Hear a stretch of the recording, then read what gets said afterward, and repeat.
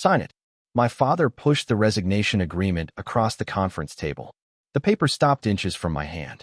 Around me, 12 directors sat in silence, their faces carefully arranged into expressions of disappointment. At the far end of the table, my younger cousin Victor leaned back in his chair, one hand resting casually against the armrest. He was smiling. My father wasn't. "You have 48 hours, Chairman Adrian Vale said coldly. "After that, the board will vote to remove you." I looked at the document. Then I looked at the man who had spent 28 years teaching me that Vale Holdings was my home. What did I do? My father's jaw tightened. "You refused to cooperate." "With what?" Victor chuckled. "With reality." The room became colder. I turned toward him. He slowly lifted his chin. "You've been preparing to challenge my appointment as executive vice president for months," Victor said. "Don't pretend you're innocent." I almost laughed. Instead, I asked quietly, "Who told you that?" Victor's smile disappeared for half a second. It was enough. I saw it. The fear behind his confidence. My father noticed nothing. "Enough," he snapped. "You were supposed to inherit this company because you were my eldest son. But an heir who cannot understand loyalty has no right to lead." Loyalty. That word had followed me all my life. Whenever my father needed someone to negotiate with a hostile partner, I was loyal. Whenever the company faced a crisis, I was loyal. When Victor's investment fund lost hundreds of millions because he gambled on a failed acquisition, I stayed awake for 3 nights and repaired the damage. When my father's health deteriorated, I canceled an overseas expansion and returned immediately. When my younger sister Elena wanted to launch her luxury brand, I gave her access to Vale Holdings' supply chain even though the board opposed it. I had spent years quietly protecting the family, and now I was being accused of wanting to destroy it. I picked up the agreement. My father's eyes hardened. "You're going to sign?" I studied the final page.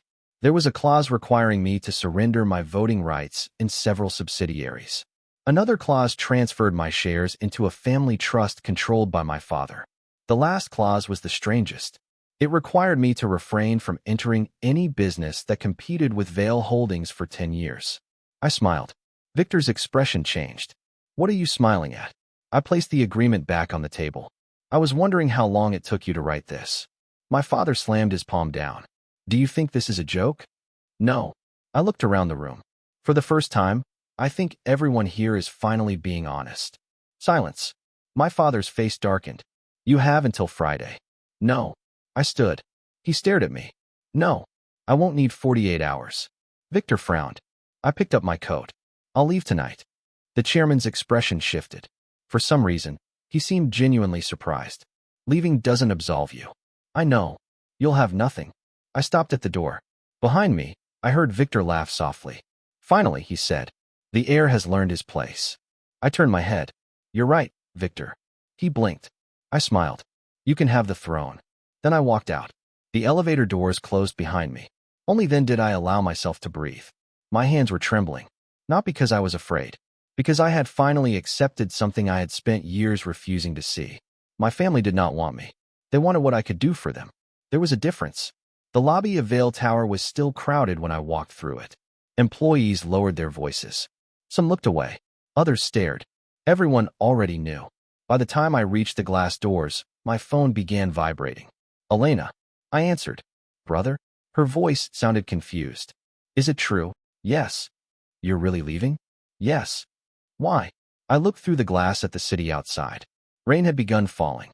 "I think it's time." There was a long silence. Then she whispered, "Dad said you betrayed us." My chest tightened. "What do you think?" "I don't know." That answer hurt more than an accusation. I closed my eyes.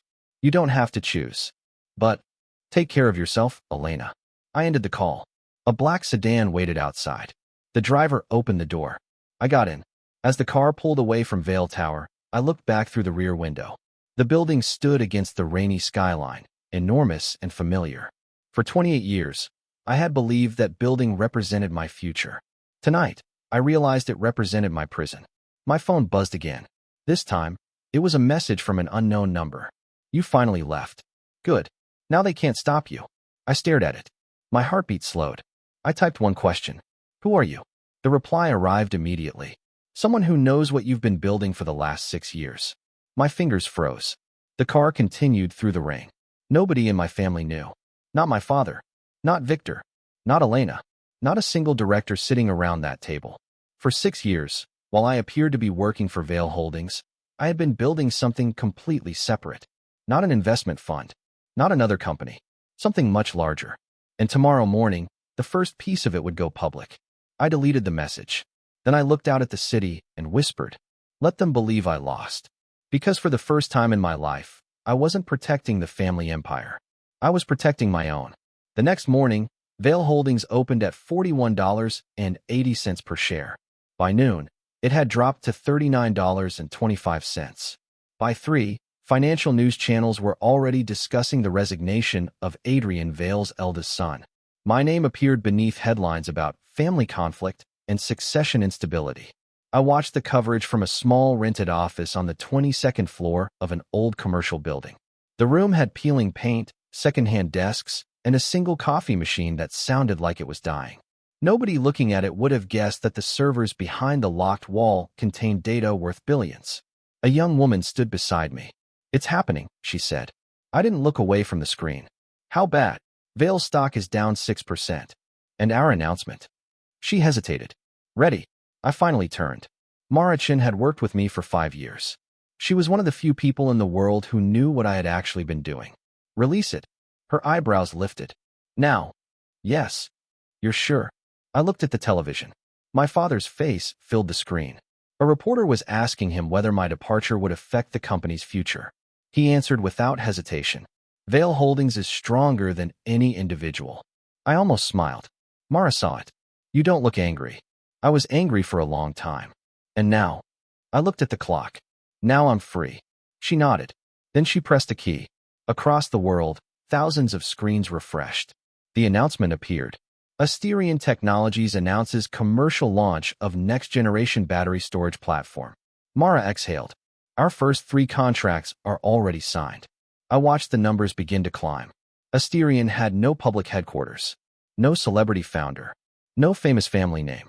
For 6 years, I had deliberately kept it invisible.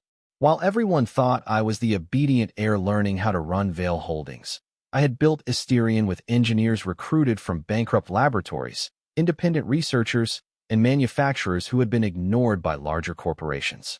Our technology could store renewable energy at a fraction of the existing cost. More importantly, we had already secured patents in 14 countries. The first contracts alone were worth more than the annual revenue of several Vale subsidiaries. Mara folded her arms. "Your family will come after us." "I know. They'll accuse you of stealing resources." "They can't."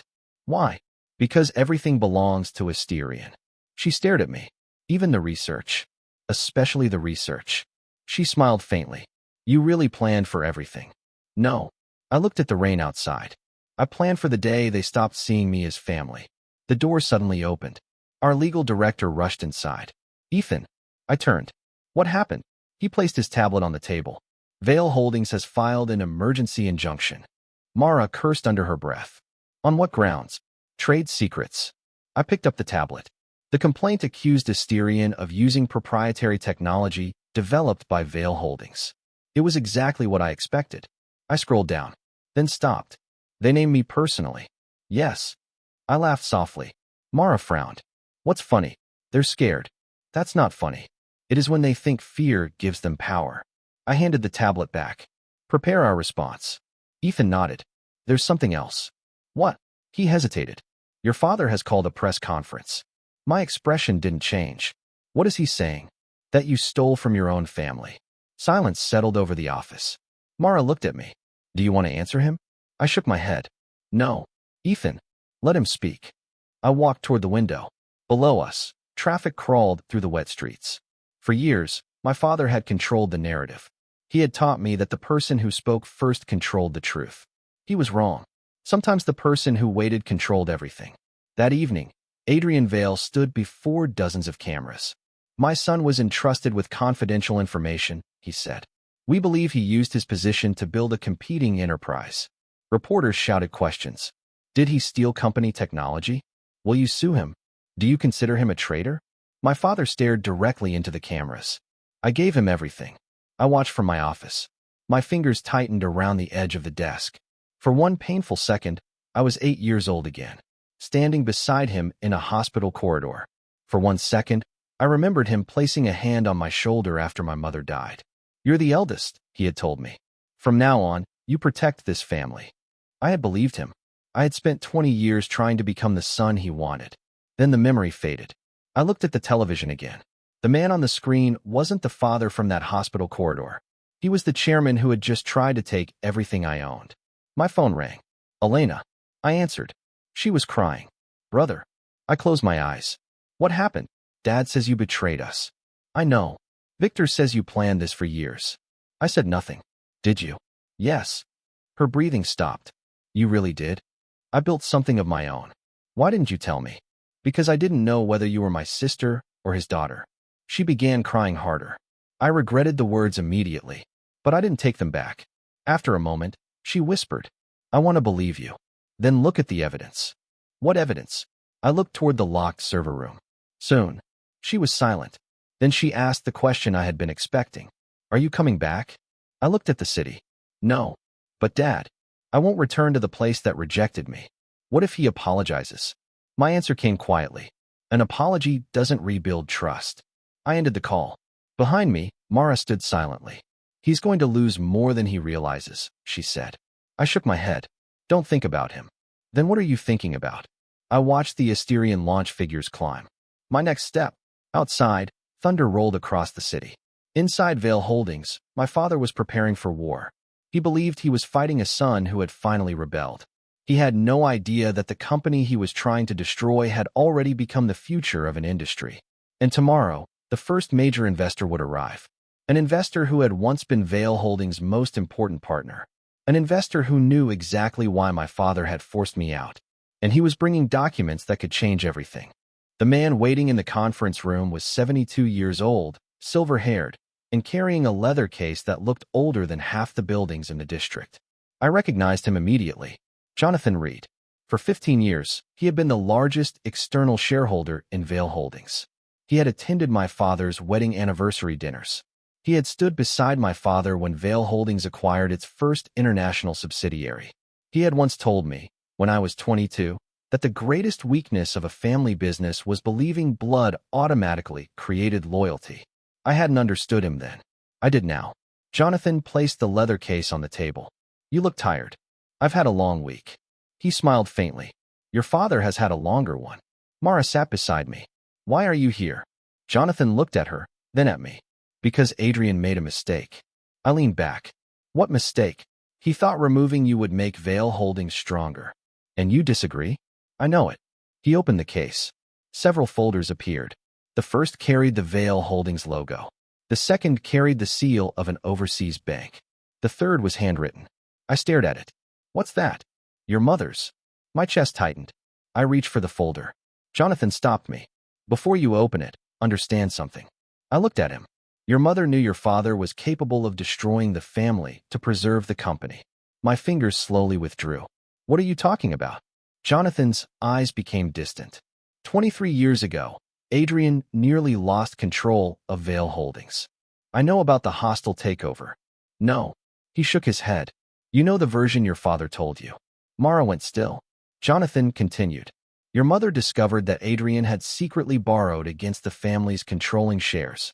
I stared at him. "Why?" "To finance an acquisition that nearly failed." My stomach tightened. "How did he survive?" "Your mother saved him." "How?" "She sold part of her inheritance." I looked at the folder again. "Why didn't she tell me?" "Because Adrian begged her not to." Jonathan's voice softened. "She believed keeping the family together mattered more than being right." I laughed once. There was no humor in it. "She spent her life protecting him." "Yes." "And he spent mine making me do the same." Jonathan didn't answer. I opened the folder. The first page was a letter. My mother's handwriting. I recognized it immediately. "Ethan." My eyes blurred. I swallowed. Mara quietly stood and moved toward the window. She gave me privacy without being asked. I continued reading. "If you're reading this, something has gone wrong." "I hope I'm wrong." My fingers trembled. "Your father loves you. But love and fear can live inside the same person. Never allow someone else's fear to become the reason you abandon your own life." I stopped. For several seconds, I couldn't breathe. Jonathan looked away. I read the next page. If one day you have to choose between carrying this family and becoming yourself, choose yourself. A tear fell onto the paper. I wiped it away angrily. I had spent years imagining my mother as the reason I needed to preserve the Vale family. She had been telling me the opposite. Jonathan spoke softly. She left those documents with me 6 months before she died. Why? She didn't trust your father to give them to you. I closed the folder. Why now? Because you finally walked away. I looked at him. What else do you have? Jonathan placed another file on the table. This. I opened it. Bank records, loan agreements, transfer certificates, and one name appeared repeatedly. Victor Vale. My cousin. I stared at the documents. What's this? Jonathan's expression hardened. Victor has been diverting Vale Holdings cash into private companies he controls. How much? Enough to bankrupt 3 divisions. Mara turned from the window. That's impossible. Jonathan looked at her. It's documented. I scanned the transactions. Hundreds of millions. Not stolen in one transfer. Small amounts. Repeatedly. Buried under consulting fees, logistics contracts, technology licensing, and acquisition expenses. A classic structure. Quiet theft. I felt something cold settle inside me. Does my father know? Jonathan shook his head. Not yet. Why not? Because Victor made sure your father believed the money was being used to stabilize the company. I closed the file. So Victor is stealing from the company while my father is accusing me of stealing from it. Exactly. Mara looked at me. You could destroy them with this. I shook my head. Not yet. She frowned. Why? Because if I expose this now, they'll blame everything on Victor. Jonathan smiled slightly. You understand. I understand enough. I looked at the documents. If I reveal this today, my father becomes the victim. Jonathan's smile disappeared. And you don't want that? I don't want revenge. I placed the file aside. I want the truth to stand on its own. 3 days later, Vale Holdings board convened an emergency meeting. My father entered the room with Victor beside him. Victor looked exhausted. His tie was loose. His face pale. The company's stock had fallen another 12%. Banks had started demanding additional collateral. 3 major partners had suspended negotiations. And yet Victor still managed to smile when the board members looked at him. My father took his seat. We need stability, he said. One director cleared his throat. Chairman, the market is asking questions. My son created this crisis. Victor nodded. Yes. The director looked at him. How? Victor hesitated. He took confidential information and launched Asterion. A board member frowned. Do we have proof? Victor looked at my father. My father answered. We will. That was the moment the door opened. A bank representative walked in. Chairman Vale. My father stood. Why are you here? The representative placed a document on the table. Your credit facility has been suspended. The room exploded. What? On what grounds? That's impossible. The representative remained calm. Your debt covenant has been breached. My father's face turned white. Which covenant? The representative looked down. Liquidity. Victor's expression changed. That can't be right. It is. The representative turned toward him. Several transactions have been classified as related party transfers. Victor froze. My father slowly turned his head. What transactions? Victor didn't answer. The representative placed a second file on the table. Would you like me to explain them? Silence. Victor stood abruptly. This is a mistake.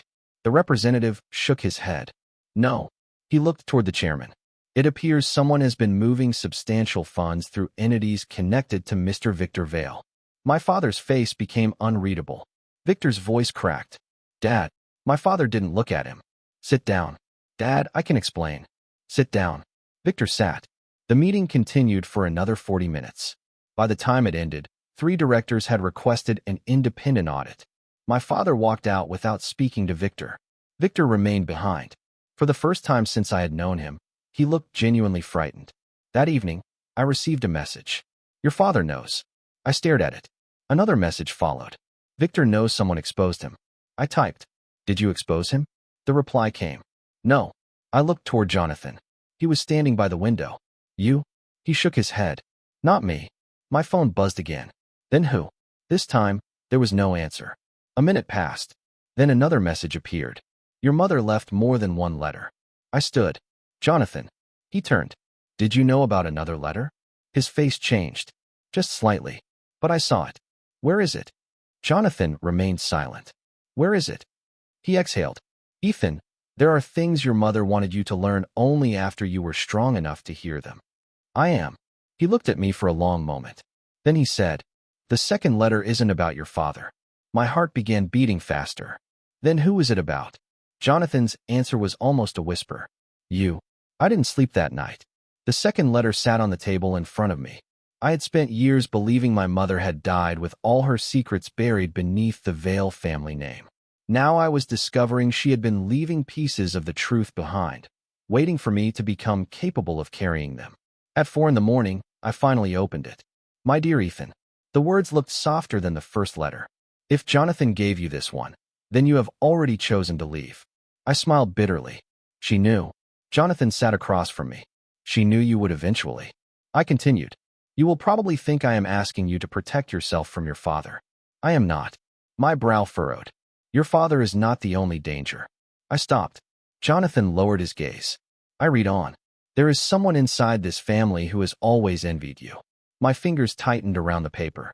He will not attack you openly. He will make you look like the aggressor. He will allow others to defend him while he destroys what you cannot see. Victor. The name formed in my mind immediately, but the next line made me stop. Do not trust the person who seems most loyal to you.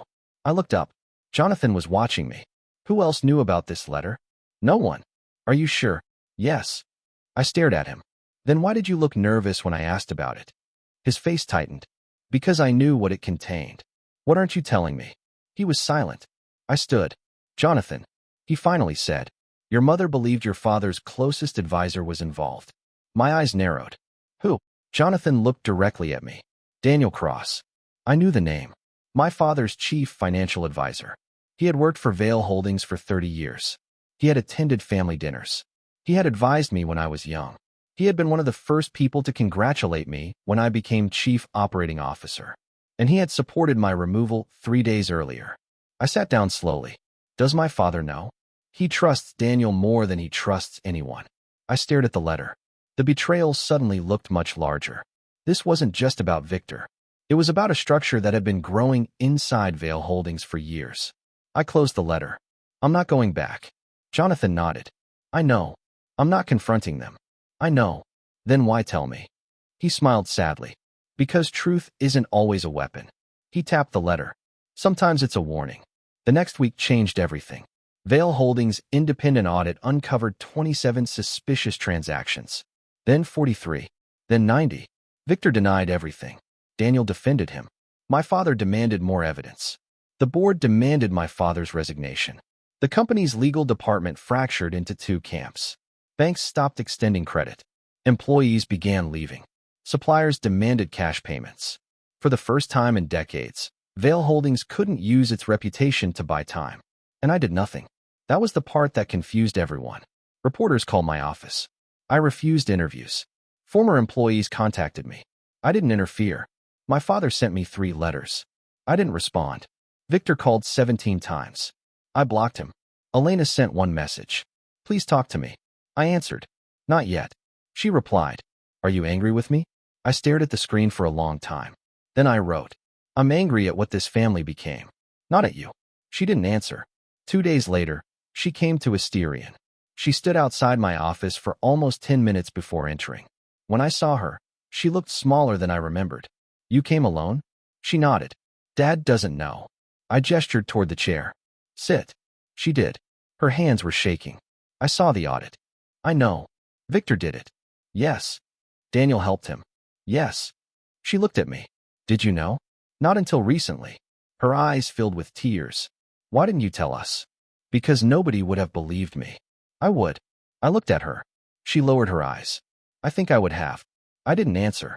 She wiped her face. Brother, I found something. My body went still. What? She pulled a USB drive from her bag. I found it in Dad's old study. I took it. What is it? I don't know. Why bring it to me? Because I think Victor was looking for it. I looked at the drive. Did he see you? She shook her head. No. I plugged it into an isolated computer. There were 12 folders. The first contained financial statements. The second contained acquisition records. The third contained emails. I opened one. My father's name. Daniel's name. Victor's name. And another name. My own. I frowned. What is this? Elena leaned closer. The email was dated 6 years earlier. Project Asterion must be monitored immediately. My blood went cold. Below it was a message from Daniel. Ethan has begun developing independent energy storage technology. If he succeeds, he will eventually have enough leverage to leave Vale Holdings. Victor had replied. Then don't let him succeed. I stopped breathing. Elena whispered. They knew. I opened the next email. Daniel's response was short. We don't need to stop the project. We only need to ensure he never realizes how much Vale has already discovered. I stared at the screen. For 6 years, I had believed I had built Asterion in secret. I hadn't. They had known, and they had been watching. But then I opened the final folder. Inside was a single document. The title was Contingency Plan, If Ethan Leaves Vale Holdings. I opened it. The first paragraph made my blood run cold. If Ethan leaves voluntarily, activate Phase 2. Elena grabbed my arm. What is Phase 2? I scrolled. My face changed. Because the plan wasn't about destroying Asterion. It was about taking it. They had prepared legal claims, patent challenges, investor pressure, and personal allegations. They had planned to bury me under lawsuits until I surrendered the company. At the bottom was one signature. Daniel Cross. But beside it was another. My father's. Elena stared at the screen. He signed it. I closed the document. For the first time since leaving Vale Tower, I felt something close to anger. Not rage. Not revenge. Something colder. Clarity. I looked at Elena. Now I understand why they wanted me to sign that agreement. She swallowed. Why? Because they didn't want me to leave. I looked toward the window. They wanted me to leave with nothing. My phone rang. Jonathan. I answered. His voice was urgent. Ethan, you need to come to the courthouse. Why? Vale Holdings just filed an emergency motion to freeze Asterion's assets. I closed my eyes. The war had finally begun. And this time, I wouldn't fight for my family's throne. I would fight only for what I had built with my own hands. The courthouse was already surrounded by reporters when I arrived. Cameras turned toward me. Questions came from every direction. Mr. Vale, did you steal Asterion's technology from your family? Is Vale Holdings trying to seize your company? Did your father know about Asterion before you left? I kept walking. Mara stayed beside me. Don't answer anything, she whispered. I wasn't planning to. Inside the courthouse, the air smelled of polished wood and old paper. Vale Holdings lawyers were waiting. So was Daniel Cross. He stood near the courtroom doors in a dark suit, his silver hair perfectly combed, his expression calm. When our eyes met, he smiled. Not warmly, almost apologetically. Ethan, Daniel, I wish this hadn't come to this. I stopped. You planned for it. His smile weakened. I don't know what you've been told. I've seen the documents. His face remained still, but his fingers tightened around his briefcase. That was enough. You should have been more careful, I said. Then I walked past him. Inside the courtroom, Vale Holdings' legal team argued that Asterion's technology had been developed using confidential company resources. Their lead attorney spoke confidently. Mr. Vale held an executive position within the plaintiff's company for years. He had unrestricted access to proprietary information. Asterion's sudden emergence after his resignation is not a coincidence. My lawyer stood. Your Honor, access is not ownership. The judge looked toward us. Do you have evidence? Yes. My lawyer placed a document on the desk. Patent records. Then another. Independent laboratory records. Another. Funding records. Another. Employee contracts. The plaintiff's attorney frowned. These documents don't establish. My lawyer interrupted. They establish that every major component of Asterion's technology was developed outside Vale Holdings and funded independently. The judge examined the papers. Then he asked, when were these patents filed? 5 years ago. The courtroom became quiet. The judge looked toward Vale's counsel. If the patents predate Mr. Vale's resignation by 5 years, why is the plaintiff claiming ownership now? The attorney hesitated. Because the underlying research may have originated from company resources. My lawyer smiled. Then perhaps the plaintiff should explain why it never listed the research as a corporate asset. Silence. Daniel's face changed. Only slightly. But I noticed. The judge postponed the asset freezing decision until further evidence could be examined. When we walked outside, Mara exhaled. That was close. No. She looked at me. It wasn't. They expected us to defend ownership. I glanced toward the courthouse. They didn't expect us to prove they never claimed ownership until after I left. Mara smiled. You knew they'd make that argument. I knew Daniel. There's a difference. I nodded. Yes. That evening, my father called. I almost ignored him. Then I answered. Ethan. His voice sounded older. Tired. You humiliated me today. I sat at my desk. I didn't say a word. That doesn't matter. It should. Silence.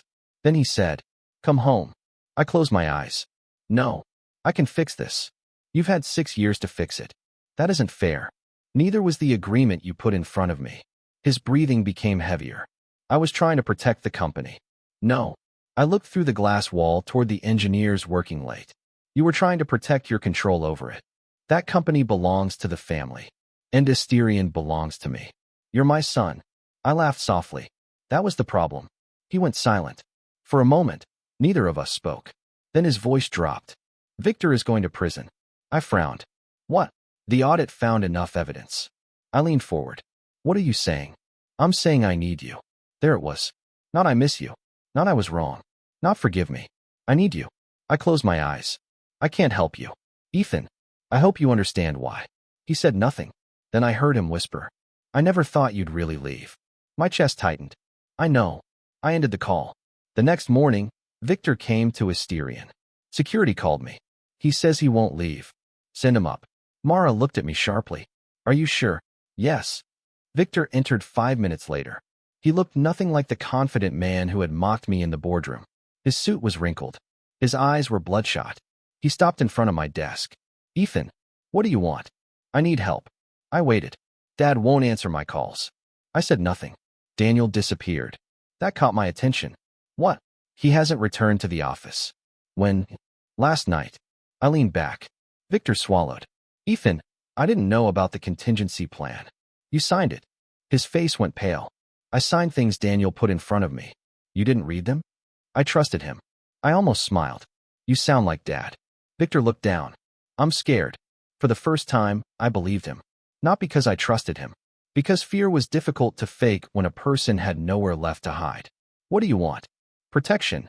From whom? Everyone. I studied him. You think I can protect you? You're the only one who can. I stood.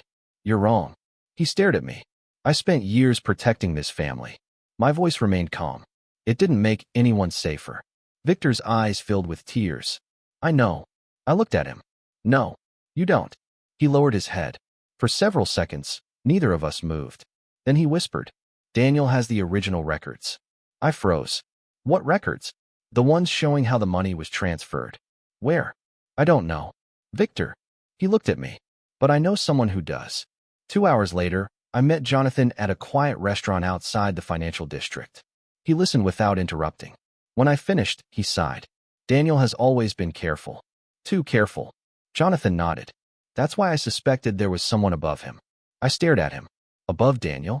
He looked around the restaurant, then leaned closer. 6 years ago, Daniel wasn't acting alone.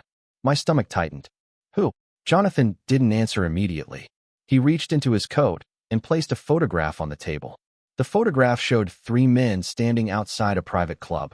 My father, Daniel, and a third man. I knew him. Everyone in the industry did. Marcus Bell, chairman of Bellcrest Capital, one of the most powerful private investors in the country. I stared at the photograph. Why would Marcus work with them? Jonathan's expression was grim. Because he wanted Vale Holdings. I looked at him. He tried to acquire us years ago. Yes. And failed. Jonathan nodded. Your father rejected him. I stared at the photograph. Then why help him? Because Marcus realized something. What? Vale Holdings was easier to buy if someone destroyed it from inside. The words settled heavily between us. I thought of the suspicious transactions. Victor's theft. Daniel's contingency plan. My father's obsession with control. Then I saw the larger picture. Someone hadn't simply wanted me gone. Someone wanted Vale Holdings weakened enough to be acquired. And I had unknowingly been the only person standing outside that plan. Jonathan looked at me.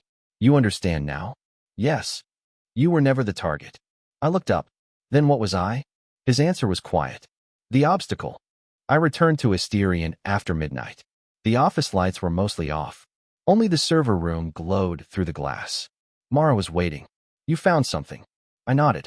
Marcus Bell. Her expression changed. You're certain? Jonathan has evidence. She sat down. Then this is bigger than Victor. Yes. She opened her laptop. I've been tracing the shell companies connected to Veil. She turned the screen toward me. A web of corporate names filled the display. Look. I studied the structure. Several companies had received money from Veil Holdings. Those companies had then invested in other firms. Those firms had purchased debt. The debt was eventually acquired by Bellcrest Capital. My eyes narrowed. They've been buying Veil's liabilities. Exactly. Mara pointed to the final column. If Veil defaults, Bellcrest can acquire the debt at a discount. I leaned back. So Marcus doesn't need to buy the company. He only needs to make sure the company can't survive. I looked at the screen. And Daniel is helping him. Probably. Mara hesitated. There are gaps. What gaps? Someone is moving money in the opposite direction. I frowned. Show me. She opened another file. For years, small transfers had been moving into accounts belonging to Veil Holdings employees. Not enough to attract attention. Not enough to appear suspicious. But collectively, they represented millions. Who authorized these? Mara shook her head. Someone using an internal executive code. Whose? She pointed at the screen. My name. I stared. That isn't possible. Your old authorization code. But I never approved these. I know. My blood ran cold. Someone had been using my identity. I looked at the dates. Some transactions had happened while I was traveling. Others while I was in board meetings. One occurred while I was standing beside my father at a charity gala. Someone had built an entire financial trail that made it appear I had been secretly moving money out of Veil Holdings. Mara whispered. They were preparing evidence against you before you ever left. I sat down. For the first time, I understood the real danger. The resignation agreement hadn't been an attempt to remove me. It had been the final stage of a trap. If I signed, they could accuse me of financial misconduct. If I refused, they could accuse me of disloyalty. Either way, they intended to make me the villain. I looked at Mara. Back everything up. Already done. Make 3 copies. Why? 1 stays here. She nodded. 1 goes to Jonathan. Yes. And the 3rd? I looked at the screen. The truth. At 9 the next morning, I received an invitation. A closed-door meeting with the Veil board. I declined. An hour later, my father called. Ethan, you need to come. No. This isn't about the company. Then what is it about? Your mother. My hand stopped. What happened? I found something. What? I can't discuss it over the phone. I almost hung up. Then he said, it's about the night she died. Everything inside me went still. My mother had died 6 years ago. An accident. That's what I had been told. Her car had lost control on a wet road. No witnesses. No suspicious circumstances. I had never questioned it. Until now. When is the meeting? Tonight. Where? Your mother's house. I ended the call. Mara stared at me. You're going? Yes. Alone? Yes. She shook her head. You shouldn't. I need to know. The house had been empty since my mother's death. My father rarely visited. I had avoided it entirely. When I entered that night, the smell of old wood and lavender filled the hallway. For a moment, I was a child again. My mother used to stand near the staircase and call me down for dinner. I swallowed hard. My father was waiting in the study. He looked exhausted. He held a small metal box. You remember this? I shook my head. He placed it on the desk. Your mother kept it hidden. What's inside? He didn't answer. I opened it. Inside was a key, a small flash drive, and an envelope. My mother's handwriting covered the front. For Ethan. My heart began pounding. I looked at my father. Why didn't you give me this before? He looked away. Because I was afraid. Of what? The truth. I opened the envelope. There was only 1 page. Ethan, if you ever discover that my death was not an accident, don't blame your father. I stopped. My father closed his eyes. I read the next line. He made terrible choices, but he was not the person who caused the accident. My breathing became shallow. I looked up. Then who was? My father didn't answer. I turned toward him. Who? His lips trembled. Daniel. The room seemed to tilt. No. He was driving the second vehicle. I stared at him. He followed your mother that night. Why? My father's eyes filled with tears. Because she had discovered the plan. What plan? The plan to destroy Veil Holdings. I looked at the flash drive. What's on this? Everything. Why didn't you go to the police? My father lowered his head. Because Daniel threatened to expose what I had done. What did you do? He whispered. I helped him. The words struck harder than any accusation. I stepped backward. You knew? Yes. You knew what he was doing? Yes. And you let him continue. My father's voice broke. I thought I could control him. I laughed bitterly. You couldn't even control yourself. He didn't defend himself. For once, he couldn't. I picked up the flash drive. I'm taking this. He nodded. I know. I walked toward the door. Ethan. I stopped. I was wrong. I turned. My father looked smaller than I had ever seen him. I thought if I kept the family together, everything else could be repaired. I said nothing. He whispered. I didn't realize I was destroying the people I wanted to protect. I looked at him for a long moment. Then I said, neither did I. I walked out. At Asterion, we opened the flash drive on an isolated machine. There were hundreds of files. Emails, recordings, bank records, photographs, and one video. The timestamp was 6 years old. I pressed play. Daniel appeared on screen. He was speaking to Marcus Bell. Behind them stood Victor. And then my father entered the room. Marcus said, once Ethan leaves, the company will be vulnerable. My father replied, he won't leave. Daniel smiled. He will if we make him believe you chose Victor over him. The video continued. I watched in silence. Every insult, every manipulation, every accusation, every time my father had told me I wasn't ready, every time Victor had been praised in front of me, it had all been part of a plan. Not to make Victor the heir, to make me leave. Then Marcus spoke the sentence that changed everything. Once Ethan disappears, the market will panic. We'll buy the debt. Then Vale will belong to us. The video ended. Mara stared at me. I stared at the black screen. For 6 years, I had believed I had walked away because my family rejected me. Now I understood the truth. They had spent 6 years trying to make me disappear, and I had done exactly what they wanted. Except for one thing. I had built Asterion before I left. I leaned back. For the first time, I smiled. Let them think they won. Mara looked at me. What are you going to do? I closed the laptop. Nothing. She frowned. Nothing. Not yet. I looked toward the city. Tomorrow, Marcus Bell is going to make his move. And I stood. We'll let him. Marcus Bell made his move at 8:17 on Monday morning. Vale Holdings stock dropped 11% in the first 20 minutes. At 8:31, Bellcrest Capital announced that it had acquired a controlling portion of Vale's outstanding debt. At 8:42, 3 banks demanded immediate repayment. At 9:05, Vale's largest supplier suspended shipments. At 9:17, my father called me. I watched his name flash across my screen. I didn't answer. He called again. Then again. Mara stood beside my desk, watching me. You're really not going to pick up? No. Even now, I looked at the financial screens. No. At 9:30, the business channels began broadcasting Marcus Bell's statement. He stood behind a podium surrounded by reporters. Vale Holdings has been mismanaged for years, he said. Bellcrest Capital has no desire to harm employees or shareholders. We simply intend to protect our investment. I almost laughed. Mara crossed her arms. He sounds noble. That's how predators speak when cameras are on. My phone rang again. This time, it was Elena. I answered. Brother. Her voice was trembling. Dad has been removed as chairman. I closed my eyes. By the board. Yes. Who is acting chairman? There was a pause. Marcus Bell. Of course. They had moved faster than expected. Where's Victor? I don't know. Stay away from the headquarters. Why? Because anyone still loyal to Marcus will be looking for someone to blame. Are you coming? No. She went silent. Why? Because if I walk back into Vale Tower now, they'll say I'm trying to reclaim the company. But aren't you? No. I looked at Asterion's offices. I left because I wanted my own life. What about Dad? He chose his. Elena's voice cracked. You really won't save him? I answered softly. I already did. What do you mean? I refused to become the person they needed me to be. She didn't understand. Not yet. I ended the call.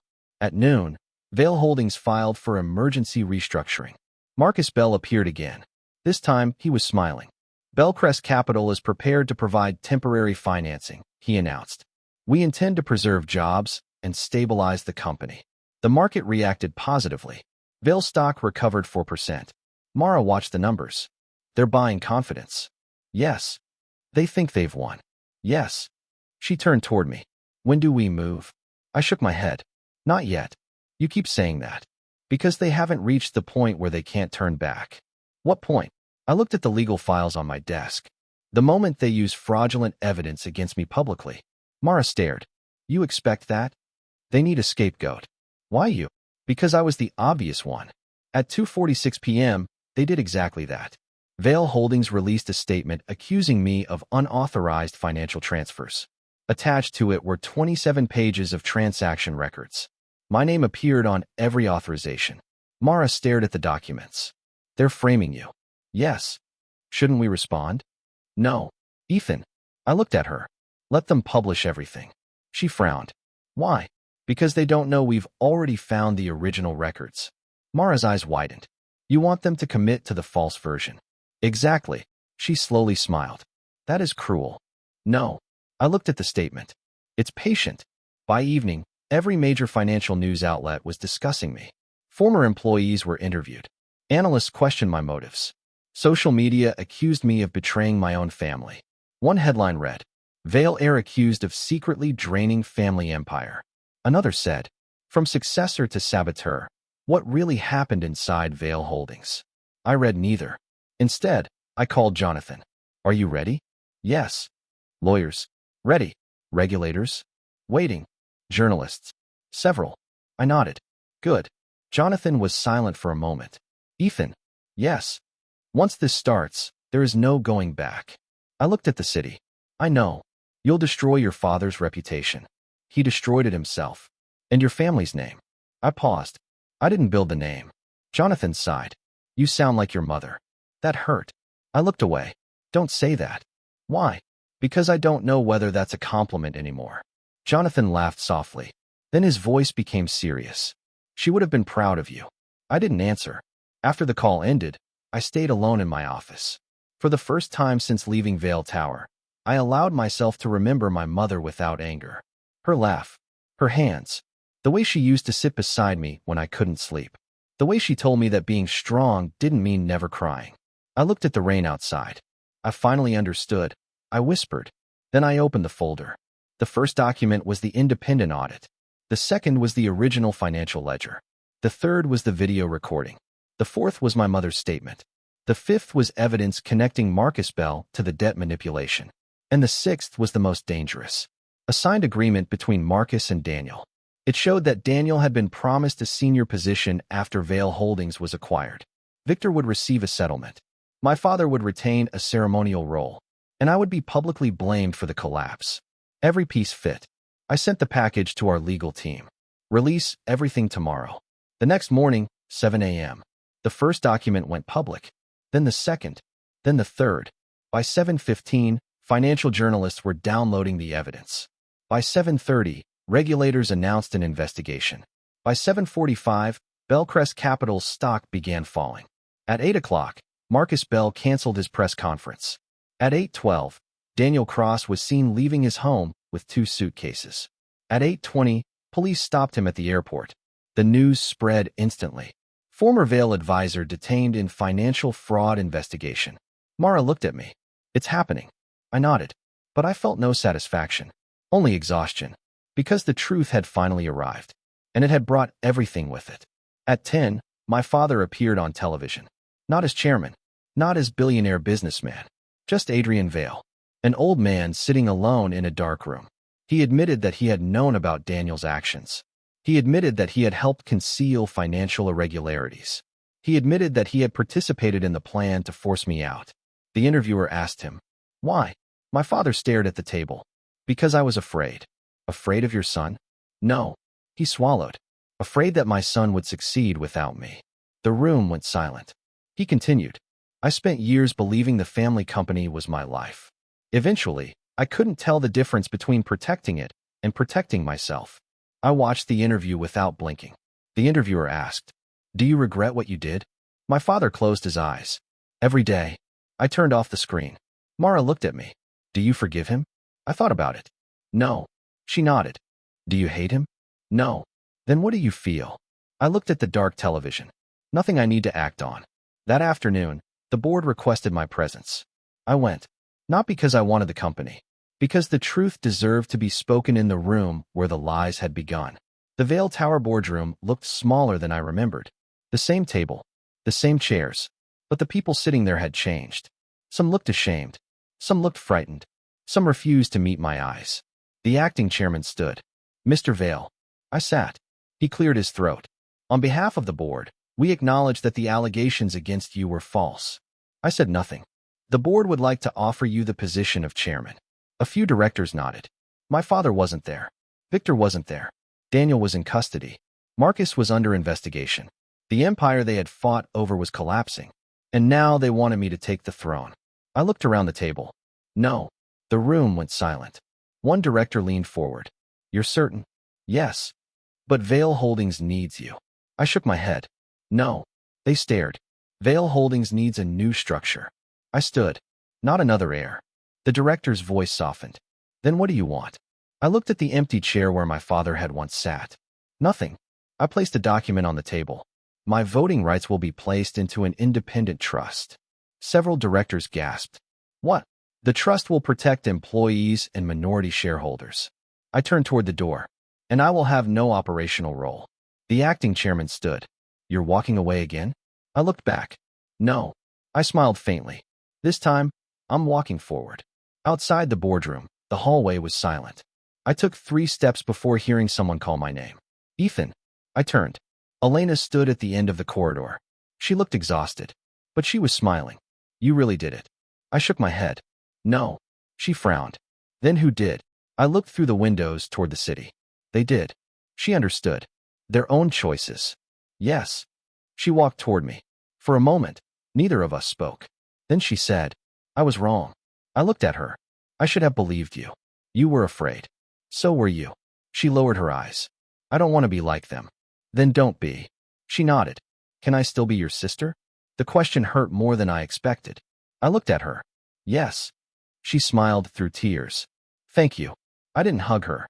Not yet. Trust didn't return because someone said sorry. But something had changed. The door wasn't closed anymore. 3 months later, Vale Holdings was no longer the company I had left.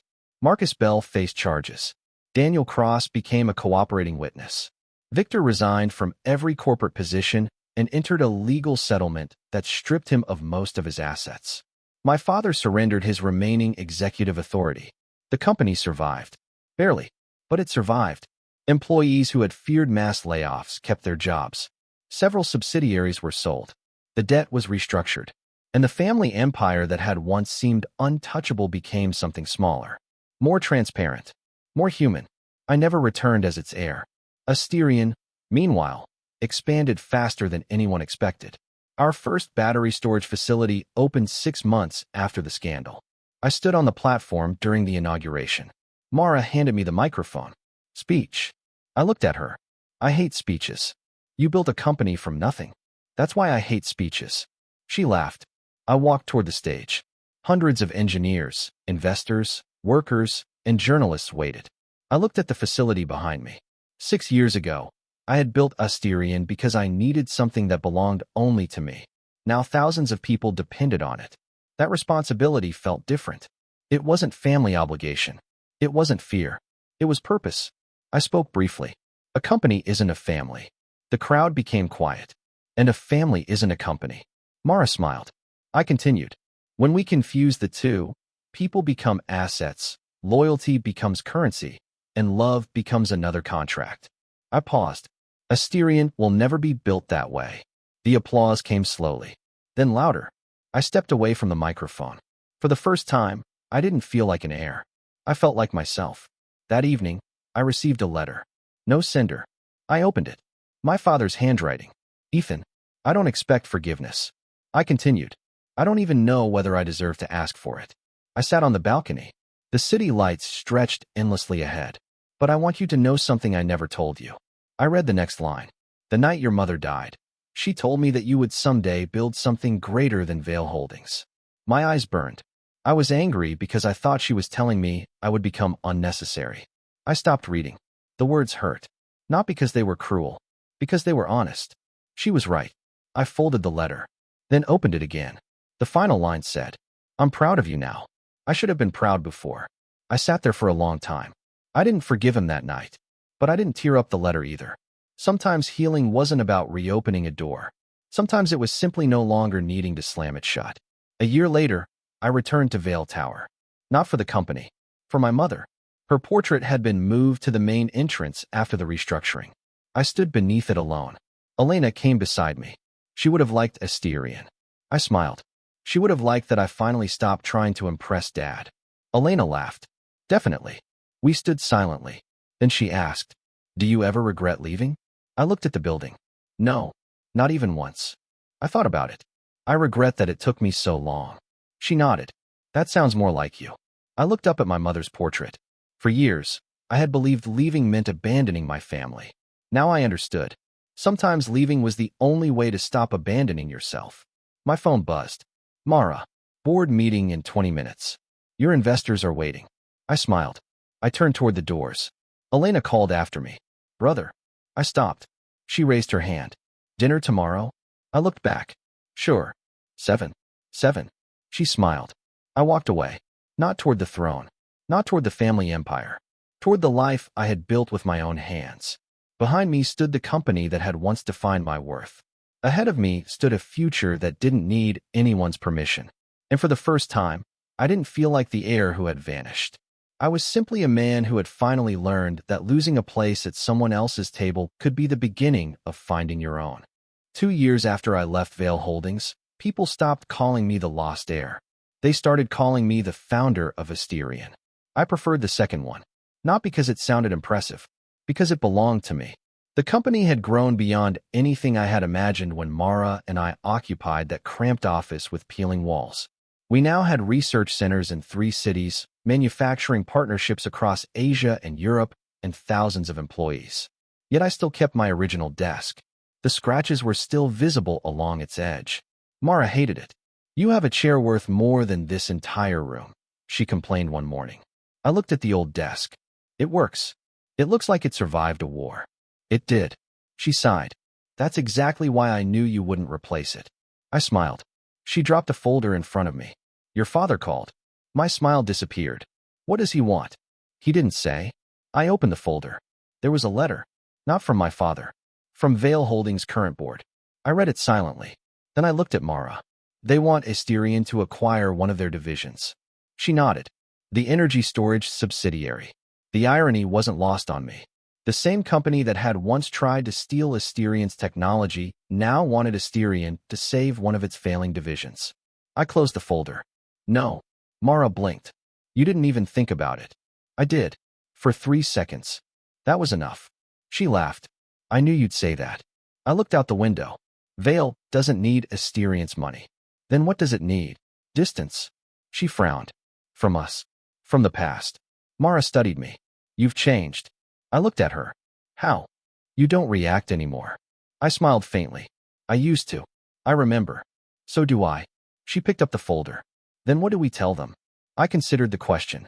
Tell them Asterion won't acquire the division. She waited. But we'll help them find an independent buyer.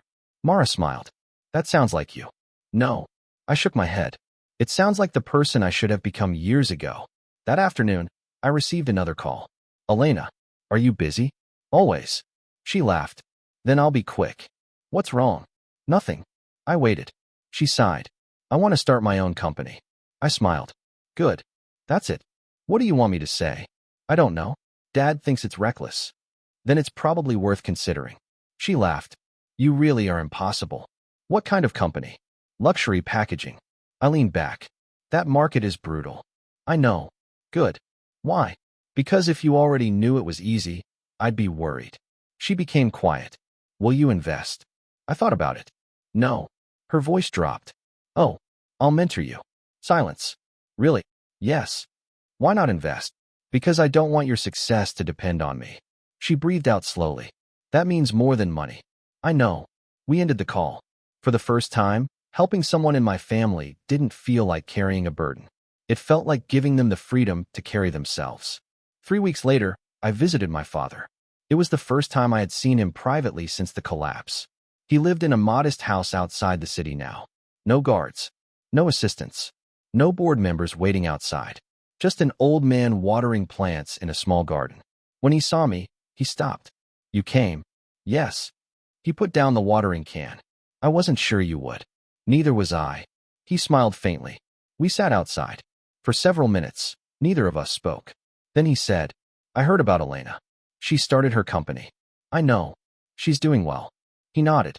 She's stubborn. She learned from someone. He laughed. It was the first time I had heard him laugh without authority behind it. Then his expression became serious. Ethan. I looked at him. I don't know how to be your father anymore. The honesty surprised me. You don't have to manage me. I know. He looked at his hands. That's what I don't know how to do. I studied him. For years, I had wanted an apology. Now that I had one, it felt smaller than I had imagined. Not because it was meaningless, because the damage had been too large for a single sentence to repair. I don't need you to fix the past, I said. He looked at me. Then what do you need? Nothing. His eyes became wet. That hurts. It shouldn't. It does. I leaned back. You spent years teaching me that love means sacrifice. He lowered his head. I was wrong. Yes. I know. We sat in silence. Then he asked, do you hate me? No. Do you forgive me? I looked at him. Not completely. He nodded. I understand. And I'm not sure I ever will. I understand that too. For the first time, he didn't ask me to change my answer. That mattered. Before I left, he gave me something. A small wooden box. Inside was my mother's wedding ring. I stared at it. She wanted you to have it. Before she died. My throat tightened. Why didn't you give it to me? He looked away. Because I was afraid you'd leave. I closed the box. You were always afraid of that. Yes. And you created the very thing you feared. His eyes filled with tears. Yes. I stood. Goodbye, Dad. He looked up. Will I see you again? I paused. Yes. He smiled. That was enough. That night, I placed my mother's ring beside the first Asterian prototype. Two things from two different lives. One represented the family I had lost. The other represented the life I had chosen. I realized something then. I had spent years believing I needed to choose between them. I didn't. I could remember where I came from without returning there. I could love people without surrendering myself to them. I could forgive without pretending nothing had happened. And I could walk away without hating anyone. That was freedom. 6 months later, Asterian completed its largest project yet. A renewable energy storage network capable of supporting several major cities. The night before the launch, I stood alone inside the control center. Thousands of lights blinked across the massive display. Mara entered. You're doing it again. What? Staring at numbers like they're going to tell you something. I smiled. They usually do. She handed me coffee. Tomorrow is the biggest day in Asterian's history. I know. You nervous? Yes. She looked surprised. Really? Of course. Why? Because now people are depending on us. She nodded. That's different from Vale. Completely. At Vale, you were protecting a family. I looked at the screens. Here, I'm building something for people who don't even know my name. Mara smiled. That sounds healthier. It is. She leaned against the console. Do you ever think about what would have happened if you had stayed? I looked at her. No. Never. I used to. And I realized the question has no value. Why? Because there is no life waiting for me there. She nodded. Outside, dawn began to color the horizon. The launch was hours away. For the first time, I wasn't running from anything. I was moving toward something. The launch succeeded. By noon, the network was operating at full capacity. By evening, the first cities had begun drawing power from it. News channels called it a technological breakthrough. Investors called it a historic moment. My employees called it proof that we had been right. I called it the beginning. After the ceremony, I returned to the office. The building was almost empty. Mara found me sitting at my old desk. She stopped at the doorway. You kept it. I looked at the scratches. Yes. Why? I ran my fingers along the edge. Because I want to remember. What? What it felt like to have nothing. She smiled. You never had nothing. I looked at her. I thought I did. She understood. Then she placed an envelope on my desk. What now? I opened it. A handwritten invitation. My father was being honored at a small charity event. Not for business. For funding scholarships for students from low-income families. I almost laughed. He's giving away money?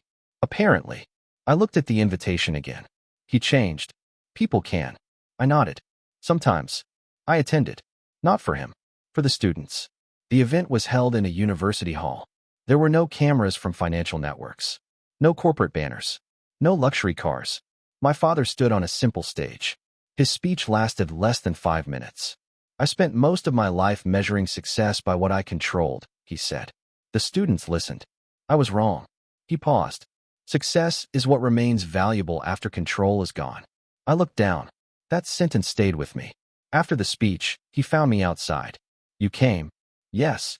I'm glad. We stood under the trees. Then he said, I want to tell you something. What? Victor is doing well. I was surprised. Where? Working for a small logistics company. I smiled. Good. He asked about you. What did he say? He said he hopes you're doing well. I nodded. Tell him I am. My father looked at me. You don't hate him either. No. Why? Because I don't want to spend my life carrying other people's mistakes. He looked down. I wish I had learned that sooner. So do I. A month later, Elena's company opened its first showroom. She stood behind the ribbon, nervous. Cut it, I told her. You're not going to give a speech? No. Why? Because it's your company. She smiled. Then she cut the ribbon. The doors opened. Customers entered. Her employees applauded. She turned toward me. You really won't take any credit? I shook my head. I'm not part of the company. You helped me. I gave you advice. You believed in me. That isn't ownership. She smiled. Thank you. I nodded. That night, we ate dinner together. My father came. For the first time in years, the four of us sat at one table. No board members. No lawyers. No shareholders. No contracts. Just people. The conversation was awkward at first. Then Elena started laughing. Victor wasn't there. The past wasn't erased. But nobody was pretending it hadn't happened. That was enough. My father raised his glass. To new beginnings. I looked at him. To honest ones. He nodded. We drank. Months passed. Asterion continued growing. I stopped reading articles about Vale Holdings. I stopped checking its stock. I stopped caring who sat in the chairman's chair. The company was no longer my unfinished business. It was simply a place I had once belonged to. One evening, I stood on the rooftop of Asterion's headquarters. The city stretched beneath me. Mara joined me. You're quiet. Thinking. About. I looked at the lights. Nothing important. She laughed. That means something important. I smiled. Do you remember the night I left Vale? Very clearly. I thought I was losing everything. And I was. She looked at me. I continued. But losing everything they expected me to be was the best thing that ever happened to me. She nodded. You finally became someone else. No. I looked at the skyline. I finally became myself. The following year, Asterion established a foundation. Its first program funded independent researchers who had brilliant ideas but no access to capital. When Mara asked why I chose that mission, I gave her a simple answer. Because I know what it feels like to build something nobody believes in. She smiled. You're still thinking about yourself. Maybe. She looked at the applications on the table. Then perhaps that's not always a bad thing. I laughed. No, it isn't. That night, I opened the wooden box containing my mother's ring. I held it beneath the light. For years, I had thought my mother's greatest legacy was the Vale family. I finally understood that it wasn't. It was the courage to become honest with myself. I placed the ring beside the Asterion prototype. Then I turned off the light. There was no throne waiting for me. No empire to reclaim. No family approval I needed. There was only tomorrow. And for the first time in my life, tomorrow belonged entirely to me. Part 6a. 3 years after I walked out of Vale Tower, my father's name disappeared from the business pages. Not because he had died. Not because he had been imprisoned. Because he had finally become ordinary. I thought that would feel satisfying. It didn't. One rainy evening, I was reviewing Asterion's expansion plans when Mara entered my office without knocking. You need to see this. She placed a tablet on my desk. A headline filled the screen. Former Vale director releases new evidence in Belcrest scandal. I frowned. Daniel. She nodded. He's speaking publicly. I opened the article. Daniel Cross had accepted a plea agreement. In exchange for reduced charges, he was providing evidence against several former executives and investors. But one paragraph caught my attention. Daniel claims additional documents were concealed during the original investigation, including evidence concerning the attempted manipulation of Asterion's intellectual property. I looked at Mara. What documents? We don't know. I read further. Daniel had accused Marcus Bell of maintaining a private archive containing original communications between Belcrest, Vale Holdings, and several shell companies. Marcus had denied everything, until the authorities searched one of his properties. They found the archive. Mara crossed her arms. There's something else. What? One document mentions you. I looked at her. Again. She nodded. It says Marcus considered Asterion the most dangerous asset outside his control. I leaned back. That doesn't surprise me. No. She placed another file on the desk. This does. I opened it. A letter from Marcus Bell, dated 6 years earlier, addressed to my father. I read it twice, then a third time. The final paragraph made my hands go cold. If Ethan remains inside Vale Holdings, the acquisition will fail. If he leaves, we control the narrative. Do not underestimate him. He is the only person in your family who understands the value of what he is building. I stared at the page. Mara asked quietly, "What are you thinking?" That he understood me better than my father did. That's unsettling. Yes. I folded the letter. Doesn't change anything.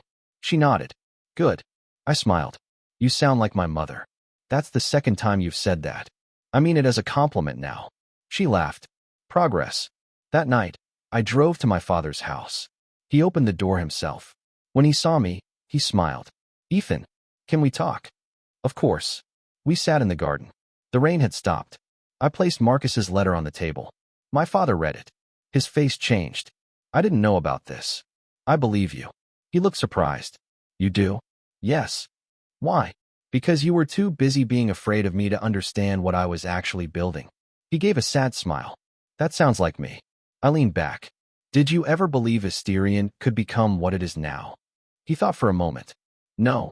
Why? Because I thought anything outside Vale was a threat. I nodded. That was the problem. He looked at me. Do you know what I regret most? I waited. I taught you to think like me. He looked toward the garden. And then I punished you when you became better at it. I said nothing. He continued. You built something I couldn't control. No. I shook my head. I built something I didn't want anyone controlling. He smiled. There's a difference. Yes. For a while, we simply listened to the rain dripping from the roof. Then he asked, Are you happy? The question caught me off guard. I looked at him. Yes. He smiled. Then I have one less thing to regret. I stood. He didn't ask me to stay. That was progress too. 2 months later, my father suffered a minor stroke. Elena called me from the hospital. He's awake. I arrived an hour later. He was pale, thinner than before. When he saw me, his eyes filled. You came. Of course. He smiled. I knew you would. I sat beside him. For several minutes, we didn't speak. Then he said, I thought I was going to die. I looked at him. Don't talk like that. I need to say something. Then say it. He looked at me. I spent my whole life building an empire because I thought my children would inherit it. He swallowed. But the truth is, I was afraid that without the empire, none of us would know who we were. I listened. You found out first. I shook my head. No. I did. He smiled faintly. I found out last. I looked away. He reached toward the bedside table. There was a small envelope. For you. I took it. What is it? The last thing your mother left me. My heartbeat changed. Why now? Because now I understand it. I opened the envelope. Inside was a photograph. My mother was holding me as a child. On the back, she had written, He doesn't need an empire. He needs a life. My vision blurred. My father watched silently. She knew. Yes. She knew before any of us. I nodded. He looked at me. I'm sorry. This time, I didn't feel anger. I simply said, I know. My father recovered. Slowly. He never returned to business. Instead, he spent his time funding education programs and visiting hospitals. He became quieter, less certain, more human. Victor rebuilt his life without the family name. Elena's company became successful on its own, and Vale Holdings survived under independent management. The family empire was gone, but the family itself remained. Not the family I had once imagined. A different one. Smaller. More honest. And that was enough. 5 years after leaving Vale Holdings, Asterion opened its largest research center. The building stood on land that had once been an abandoned industrial site. Thousands of employees gathered for the opening. There were engineers, researchers, workers, students, families, people whose lives had nothing to do with the Vale name. That mattered to me. Mara stood beside me before the ceremony. You're nervous. Always. Still. Yes. Why? I looked at the crowd. Because this is bigger than me. She smiled. Now you understand. I nodded. The doors opened. Applause filled the hall. I walked onto the stage. For a moment, I remembered the first day I had left Vale Tower. The rain. The resignation papers. My father's voice. You'll have nothing. I had believed him. He had been wrong. I hadn't lost everything. I had lost everything that wasn't truly mine. And that was different. I looked at the crowd. When I started Asterion, I thought I was building a company. The room became quiet. I was wrong. I smiled. I was building a place where people could become more than what others expected them to be. I paused. No one here owes me loyalty because of a name. Several employees smiled. No one has to sacrifice their life for a family legacy. My voice became softer. And no one should ever mistake control for love. I looked toward the back of the room. My father was there. Older. Weaker. But smiling. Elena stood beside him. Victor stood farther away. Mara watched from the side of the stage. For once, everyone was exactly where they chose to be. I continued. Build something that remains yours even when nobody applauds. The room erupted. I stepped away from the microphone. Mara approached. That was almost inspirational. Almost. Don't get carried away. I laughed. That evening, my father found me outside. You've become a good speaker. Don't tell anyone. He laughed. Then we looked at the research center. It is beautiful. It belongs to everyone who built it. He nodded. Your mother would have loved that answer. I smiled. I know. He stood beside me. Do you ever think about the night you left? Yes. Do you regret not fighting for Vale? I looked at him. No. Why? Because I finally understood that some battles are designed to keep you trapped. He nodded slowly. And walking away was your victory. No. I smiled. Walking away was the beginning. He looked at me. And the victory? I looked through the glass doors at the people working inside. Being able to come back without wanting anything from you. His eyes filled with tears. He nodded. I understand. This time I believed him. That night, I returned home alone. I opened the wooden box. My mother's ring was still there. Beside it was the first Asterion prototype. I touched both. One belonged to the past. One belonged to the future. I no longer needed to choose. My phone buzzed. A message from Elena. Dinner Sunday? Dad says he wants to cook. I smiled. Tell him I'll come. Another message appeared. He says he won't burn anything this time. I laughed. That's ambitious. She replied immediately. We both know he's still terrible. I put the phone down. Outside my window, the city glittered beneath the night sky. Years ago, I had believed leaving my family meant losing my place in the world. Now I understood. A person can leave a home without losing their roots. A person can forgive without surrendering their boundaries. A person can love people without living for their approval. And sometimes the quietest departure is the loudest answer. My father had once told me that without Vale Holdings, I would have nothing. He had been wrong. I had my work. I had people who trusted me. I had a sister who had learned to stand on her own. I had a father I could finally speak to without fear. I had memories of a mother whose final lesson had taken me years to understand. And, most importantly, I had myself. The heir who vanished had never disappeared. He had simply stopped standing where everyone else expected him to stand. I had walked away from the throne. I had refused the empire. I had let the people who wanted my place take it. And while they fought over what they believed was everything, I built something no one could inherit from me. A life. My own. I turned off the lights. For the first time, there was no unfinished battle waiting for me tomorrow. No boardroom. No accusation. No family war. No empire to save. Only another morning. And I was ready for it. Because the greatest revenge was never watching them fall. It was reaching the day when their rise and fall no longer determined whether I could sleep peacefully at night. I had spent years trying to prove that I deserved a place at the table. In the end, I discovered something far more valuable. I didn't need their table. I had built my own. And this time, I was staying, not because anyone demanded it, but because I had finally chosen the life I wanted.